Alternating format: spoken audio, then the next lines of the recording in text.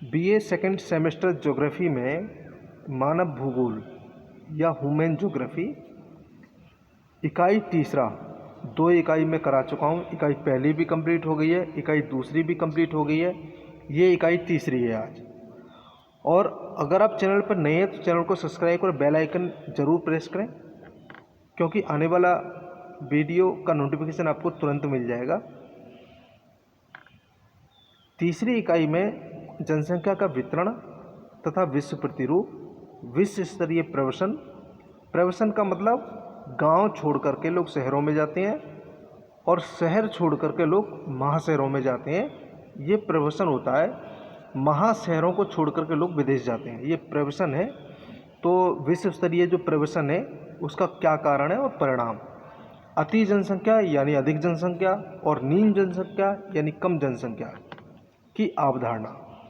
अगर किसी क्षेत्रफल में जनसंख्या न्यून है तो वो भी एक समस्या है, और जनसंख्या अधिक तो समस्या है ही, क्योंकि भारत अधिक जनसंख्या वाला देश है, इसलिए अधिक जनसंख्या समस्या समझ में आता है। लेकिन न्यून जनसंख्या हमें वैश्विक स्तर पर पढ़नी है। तो आज शुरू करते हैं। पहला वीडियो है ये इकाई तीसरे का। एक वीडियो आपको और मिलेगा, हो सकता है कि तीसरी इकाई से 3 वीडियो मिले आपको। इसमें लगभग 40 प्रश्न होंगे पूरे वीडियो में। 40 महत्वपूर्ण प्रश्न है, परीक्षा के लिहाज से काफ़ी अच्छे प्रश्नों को लिया है। तो चलिए शुरू करते हैं। विश्व में सर्वाधिक जनसंख्या किस देश में पाई जाती है? भारत, चीन, रूस, अमेरिका। आप गैस करिए और उसके बाद कमेंट बॉक्स में मुझे इनके आंसर बताइए कि आपके कितने टोटल ठीक हो गए। जैसे 40 में से किसी के 30 ठीक हुए, किसी के 15 हुए वो 15 बताए, जिसके 10 हुए 10 बताए, और जिसके 40 में से 40 ठीक हो गए वो 40 बताए। तो इस पहले का सही आंसर है चीन, यानी कि बा आंसर आपका बिल्कुल सही है। लेकिन वर्तमान काल की बात करें तो भारत में पहला स्थान विश्व में हो गया है। ये पुराने आंकड़े हैं, और अगर प्रश्न ऐसा ही पूछा जाता है तो आप सोच समझ के भारत करेंगे। अगला प्रश्न देखते हैं। पृथ्वी पर जनसंख्या के बृहद समूह कौन से हैं? दूसरे का सही आंसर है यूरोप। यूरोप में भी अधिक जनसंख्या है। पूर्वी एशिया जहाँ पर चीन है वो भी जनसंख्या अधिक है, और दक्षिण एशिया भारत जहाँ पर है ये भी अधिक जनसंख्या है। तो बृहद समूह है ये जनसंख्या के। दा विकल्प बिल्कुल ठीक है। अगले क्वेश्चन की ओर बढ़ते हैं। विश्व का सर्वाधिक बृहद जनसंख्या समूह कौन सा है? समूह क्षेत्र कौन सा है? तो 3 का जो सही उत्तर है वह है मध्य दक्षिण एशिया। सा आंसर इसका बिल्कुल सही है। दक्षिण एशिया जो भारत का क्षेत्र है वह है, और दक्षिणी मध्य एशिया में भारत के उत्तरी क्षेत्र और चाइना के दक्षिणी क्षेत्र, मंगोलिया, ये सब आते हैं। नेक्स्ट क्वेश्चन देखते हैं। निम्न में से किस अक्षांशीय कटिबंध को जनसंख्या की गुत्थी के रूप में जाना जाता है? चौथे का सही आंसर है आपका 20 से 40 डिग्री उत्तरी अक्षांश। जब आप वैश्विक का पूरे विश्व का मैप देखेंगे तो ये उत्तरी अमेरिका, ये दक्षिणी अमेरिका, ये यूरोप है, ये एशिया है जिसमें रूस है, ये चाइना और भारत सहित ये है। तो जो 0 डिग्री रेखा गुजरती है वह भारत के दक्षिण से होकर गुजरती है, जबकि कर्क रेखा भारत को बीचों बीच से होकर के गुजरती है। और जो कर्क रेखा है उस कर्क रेखा को आप जानते हैं 23.5 डिग्री नॉर्थ में है, उत्तर में है। तो लगभग यहाँ से, यानी कि भारत के इस वाले क्षेत्र से लेकर के और 40 डिग्री उत्तर तक, ये जो पेटी आपको दिखाई दे रही है ये पूरी ही पेटी में जनसंख्या सर्वाधिक पाई जाती है। जब आपने क्लास ली थी तो इसके बारे में मैंने काफ़ी अच्छे से जानकारी आपको दी थी। आगे बात करते हैं। तो इसका जो सही आंसर हो गया 4 का बा आंसर बिल्कुल सही हो गया, 20 से 40 डिग्री उत्तरी अक्षांश। जो ग्लोब है इसके बीच में जो रेखा है ये 0 डिग्री है। ये वाला पूरा का पूरा जो पार्ट है उत्तर का, ये पूरा पार्ट उत्तरी अक्षांश है, नीचे का पार्ट दक्षिणी अक्षांश है। तो यहाँ पर अगर 1 डिग्री है, ये 2 डिग्री है, ये 4 डिग्री है, ये सब उत्तरी अक्षांश कहे जाएंगे। नीचे का 1 degree, 2 degree, 4 degree, 8 degree, 90 degree तक है टोटल। ये साउथ यानी दक्षिणी अक्षांश कहे जाएंगे। तो यहाँ 20 डिग्री उत्तर से 40 डिग्री उत्तर तक के बीच जो पेटी पाई जाती है, उस पेटी में सबसे ज़्यादा जनसंख्या पाई जाती है। अगले क्वेश्चन पर आती है। 5वां प्रश्न है, भारत की सर्वाधिक जनसंख्या कहाँ निवास करती है? तो इसका सही आंसर है सतलज के मैदान में। ये आंसर बिल्कुल सही है। गंगा के मैदानी भाग में, ये भी सही है। तो आ और बा दोनों, ये आप सी विकल्प इसको लगाएंगे, सा विकल्प लगाएंगे, यानी ऊपर के ये दोनों बिल्कुल सही है। सतलज नदी आपको पता ही है, जो भारत का क्षेत्र है ये वाला, भारत के बाहर से यहाँ से निकलती है और निकल करके इधर को बहती है, पाकिस्तान में चली जाती है। तो इसके आसपास का जो क्षेत्र है ये घनी आबादी वाला एरिया है। वहीं गंगा इधर से निकल करके और पूरे क्षेत्र में बहती है, लगभग 5 राज्यों में, 5 राज्यों में होकर के गुजरती है भारत के। और इसकी घाटी के क्षेत्रों में जो जनसंख्या पाई जाती है वो भी घनी आबादी वाला क्षेत्र है ये। तो इस तरह से ये दोनों ही क्षेत्र घनी आबादी वाले हैं। इसका विकल्प सी या सा सही हो जाएगा। अगला क्वेश्चन देखते हैं। विश्व में किस देश का महिला दर सर्वाधिक है? तो छठे का सही उत्तर हो जाएगा आपका सोमालिया। अंगोला और जापान से भी अच्छी स्थिति किसकी है? सोमालिया की। अगला क्वेश्चन लेते हैं। 7वां प्रश्न है, वर्ष 2020 में भारत की जनसंख्या कितनी थी? तो ये लेटेस्ट आंकड़ा इन्होंने पूछ लिया। इसका सही उत्तर हो जाएगा 138 करोड़। 2011 के अनुसार 121 करोड़ भारत की जनसंख्या थी, लेकिन यही 2020 में कितना हो गया? 138 करोड़ हो गया।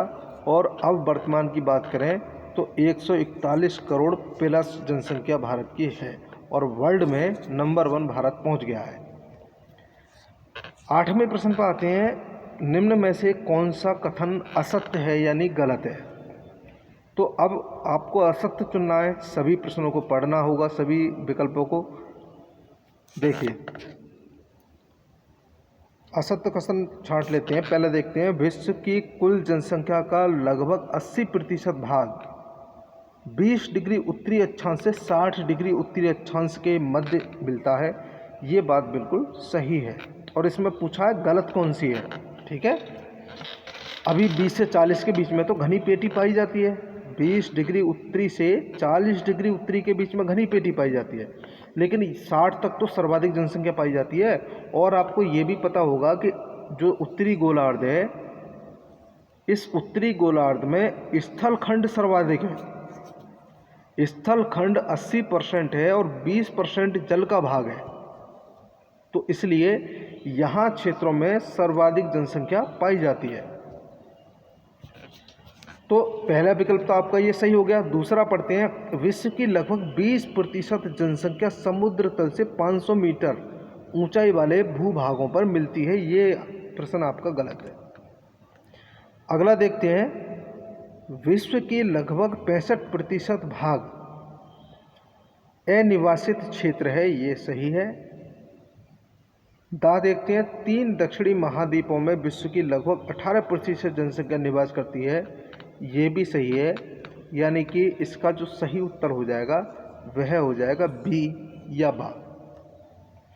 अगले क्वेश्चन पर बढ़ते हैं आगे। 9वां प्रश्न है। वर्ष 2020 में जापान की जनसंख्या कितनी थी? तो 9वें का सही उत्तर हो जाएगा आपका 12.6 करोड़। आप भी गैस करें कि कौन सा इसका सही हो सकता है, और सही आंसर को कमेंट बॉक्स में ज़रूर बताएं। किसी तरह की क्वेरी है तो भी कमेंट बॉक्स में बताएं। अगला क्वेश्चन लेते हैं। वर्ष 2020 में पाकिस्तान की जनसंख्या कितनी थी? तो इसका सही उत्तर है 10 का 22 करोड़। ये विकल्प बिल्कुल करेक्ट है। अगले क्वेश्चन पर आगे बढ़ते हैं। 11वां प्रश्न है। वर्ष 2020 में बांग्लादेश की जनसंख्या कितनी थी? तो 11 का सही उत्तर हो जाएगा आपका 16 करोड़। 16 करोड़ आंसर बिल्कुल करेक्ट है। 12वां प्रश्न देखते हैं। दक्षिणी अमेरिका में मध्यम जनसंख्या घनत्व के कितने क्षेत्र पाए जाते हैं? तो दक्षिणी अमेरिका महाद्वीप की बात कर रहे हैं ये, जो इस तरह से बसा हुआ महाद्वीप है दक्षिणी अमेरिकी महाद्वीप। इस महाद्वीप के मध्यम जनसंख्या घनत्व के कितने क्षेत्र पाए जाते हैं? 12 का सही उत्तर है आपका बी, यानी कि 4 क्षेत्र पाए जाते हैं। अगला देखते हैं प्रश्न, विश्व में जनसंख्या वितरण को प्रभावित करने वाले कारक कौन से हैं? तो विश्व में जनसंख्या वितरण को प्रभावित बहुत सारे कारक करते हैं। वैसे इसमें 3 दे रखे हैं और आप इसको आंख मीच के लगा सकते हैं उपयुक्त सभी, क्योंकि जो कारक प्रभावित करते हैं वह भौतिक कारक भी है, सामाजिक कारक भी है और आर्थिक कारक भी है। भौतिक कारक का मतलब जलवायु।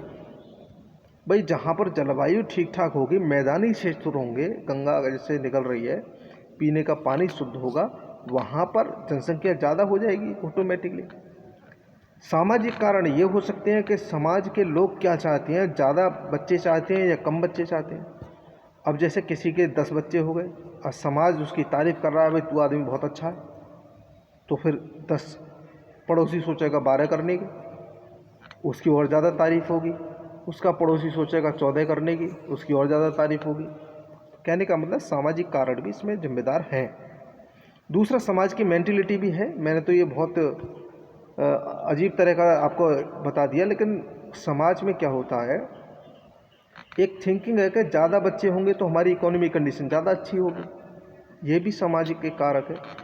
तो सामाजिक कारण तो ही, आर्थिक कारण भी इसमें शामिल है। आपको जानते तो हैं ही कि समाज में जो उच्च वर्ग है, जिसके पास अच्छा खासा रुपया है, पैसा है, संसाधन है, सारी चीज़ है, उनके यहाँ बच्चों की संख्या कम मिलेगी, क्योंकि उनमें एजुकेशन ठीक ठाक होती है। एजुकेशन अच्छी होगी तो वो अधिक जनसंख्या नहीं करेंगे। तो ये आर्थिक कारण भी जिम्मेदार हैं इसके लिए। विश्व में जनसंख्या वितरण को प्रभावित करने वाले आर्थिक कारणों में कौन सम्मिलित है? 14वें का सही उत्तर हो जाएगा आपका दा, यानी कि खनिज पदार्थों की उपलब्धता, आर्थिक विकास की उपलब्धता और मिट्टी की उर्वरा शक्ति, ये सारी चीज़ें जिम्मेदार हैं। अगले क्वेश्चन पर आते हैं। विश्व में जनसंख्या वितरण को प्रभावित करने वाले भौतिक कारक हैं। अब देखिए इसमें केवल भौतिक पूछा है। 15 का सही उत्तर हो जाएगा आपका उपरोक्त सभी। इसमें उपरोक्त सभी का आंसर नहीं दे रखा, क्योंकि भौगोलिक स्थिति भी है। भौगोलिक स्थिति से ये मतलब है कि अगर पर्वतों पर जनसंख्या रहती है तो यहाँ जनसंख्या न्यून होगी, अगर मैदानी क्षेत्रों में है तो जनसंख्या ज़्यादा होगी। तो इस तरह से भौतिक कारक, जलवायु कारक भी जिम्मेदार है। जहाँ की जलवायु सम होगी, जैसे हमारे यहाँ मानसूनी जलवायु, तो हमारे जनसंख्या ज़्यादा है, तो जलवायु महत्वपूर्ण कारक है। धरातल की बनावट, अभी मैंने एग्जाम्पल दिया था आपको पर्वतों का, धरातल की बनावट भी जिम्मेदार है। और जल की उपलब्धता, अगर आप किसी नदी घाटी में रहते हैं तो जनसंख्या अधिक होगी ही। तो इसलिए इसमें सभी विकल्प नहीं है। आप यहाँ मान के चलिए कि उपरोक्त सभी यहाँ पर लिखा है, उपरोक्त सभी, तो ये वाला विकल्प दा बिल्कुल सही हो जाएगा, यानी कि चारों विकल्प बिल्कुल सही है। अगले क्वेश्चन की ओर बढ़ते हैं। किस धर्म, 16वां देखते हैं, किस धर्म में पुरुष को एक से अधिक विवाह करने की अनुमति है? तो 16 का सही आंसर हो जाएगा इस्लाम धर्म। जो मुस्लिम लोग होते हैं उसमें एक विवाह के बाद भी और विवाह किए जा सकते हैं, मान्यता प्राप्त है ये इस्लामिक दृष्टि से। अगले प्रश्न पर बढ़ते हैं। यूरोप में सघन जनसंख्या की मुख्य पेटी है। 17 का सही आंसर हो जाएगा 45 डिग्री उत्तरी अक्षांश से 55 डिग्री उत्तरी अक्षांश के बीच। अगला क्वेश्चन देखते हैं। 18वां प्रश्न है, निम्न में से सर्वाधिक जनसंख्या घनत्व वाला द्वीप कौन सा है? तो सही उत्तर हो जाएगा इसका जावा, ये विकल्प बिल्कुल सही है। अगले क्वेश्चन पर आगे बढ़ते हैं। 19वां प्रश्न है, विश्व में निम्नलिखित में से कौन सा एक बृहद मानव जमघट नहीं है? तो 19 का सही विकल्प हो जाएगा दक्षिणी अमेरिका महाद्वीप, क्योंकि पश्चिमी यूरोप में भी सघन जनसंख्या है, दक्षिणी एशिया में भारत आता है, सघन जनसंख्या है, पूर्वी एशिया में चीन आता है, सघन जनसंख्या है। आपको एशिया के बारे में थोड़ा सा जानकारी अगर होगी तो आप ऐसे क्वेश्चन का आंसर आसानी से कर देंगे। और आपको यूरोप का नाम आते ही समझते होंगे जनसंख्या बहुत कम है, लेकिन यूरोप में जनसंख्या कम नहीं है, दरअसल वहाँ का क्षेत्रफल भी तो कम है ना, और क्षेत्रफल के हिसाब से अगर आप देखेंगे तो यूरोप में जनसंख्या ठीक ठाक है, मतलब भारत जितनी तो नहीं है लेकिन फिर भी कम नहीं है। 20वां प्रश्न देखेंगे, विश्व के बिना बसे क्षेत्रों में निम्न में से कौन सा क्षेत्र सम्मिलित नहीं है? 20 का सही आंसर हो जाएगा आपका विषुवत रेखी आर्द्र वन। साफ विकल्प बिल्कुल सही हो जाएगा। ये जो आप विषुवत रेखा देख रहे हैं बीच वाली 0 डिग्री, इसके आसपास में जो जनसंख्या पाई जाती है, यहाँ पर स्थल की कमी भी है और यहाँ पर जलवायु अनुकूल नहीं है, इसलिए यहाँ पर जनसंख्या की न्यूनता पाई जाती है। आज के लेक्चर में खूब अच्छे से इसको मैंने बताया था। अगले क्वेश्चन की ओर आगे बढ़ते हैं। अगले क्वेश्चन पर आगे बढ़ते हैं अब।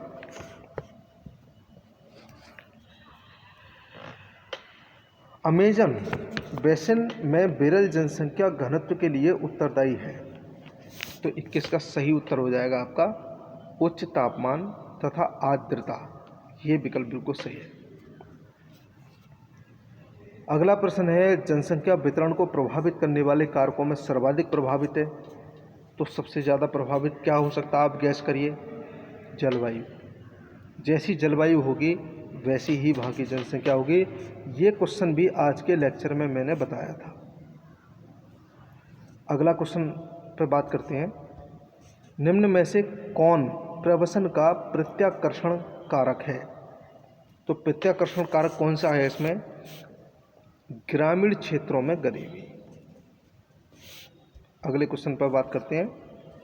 अगला क्वेश्चन है आपका 24वां। निम्न में से किसने इस कथन को कहा कि प्रवासियों की मात्रा उनके द्वारा तय की गई दूरी के विपरीत अनुपात में होती है? तो 24 का सही आंसर आपका ये जे के जिफ है। जी के जिफ नहीं, जे के जिफ। जे के जिफ, ये बी विकल्प बिल्कुल सही है। 25वां प्रश्न है, पिछली 3 शताब्दियों में सर्वाधिक महत्वपूर्ण अंतर्राष्ट्रीय स्थानांतरण रहा है। तो 25 का सही उत्तर हो जाएगा आपका यूरोप से उत्तरी अमेरिका को। ये विकल्प बिल्कुल सही है।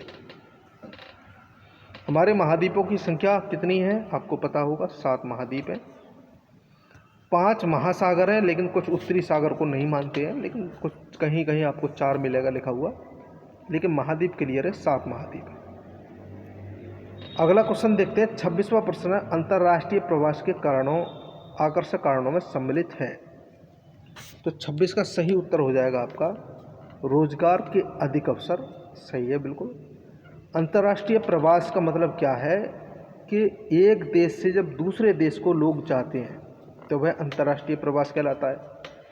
तो जब एक देश से दूसरे देश को लोग जाएंगे तो किसी कारण से तो जाएंगे। लोग सऊदी अरब क्यों जा रहे हैं?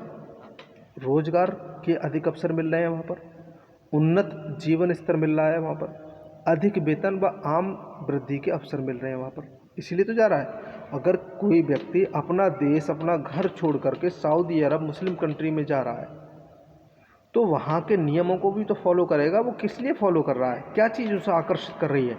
ये तीनों चीज़ें आकर्षित कर रही हैं। तो इसलिए विकल्प दा इसका सही हो जाएगा। अगले क्वेश्चन की ओर बढ़ते हैं।